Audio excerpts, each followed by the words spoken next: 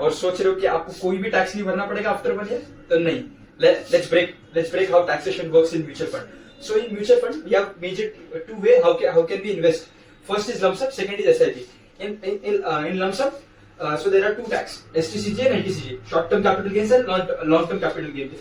तो अगर आपने कोई भी इन्वेस्टमेंट की है which is on 2021 which you have invested 1 lakh and अगर आप उसको 2022 फर्स्ट ऑफ 2022 के पहले उसको आप विड्रॉ कर लेते हो, तो बेसिकली 1 ईयर का भी टेन्योर आपने कम, 1 ईयर के भी टेन्योर से कम है, तो आपकी जो प्रॉफिट है उसके ऊपर आपको 20% का टैक्स भरना पड़ेगा. एंड आफ्टर 2021 के बाद आपने अगर उसको विड्रॉ किया तो आपको सिर्फ 12.5% टैक्स भरना पड़ेगा on capital gains. Okay, now let's talk about SIP. how taxation works on SIP. So suppose take an example कि आपने 5K हर महीने इन्वेस्ट किया हुआ. So from 2021 to 2022, from 2022 to 2023 आपका टोटल इन्वेस्टमेंट कितना हो गया 120K. Now here is the trick. तो आपने हर ईयर में 60K बना हुआ है.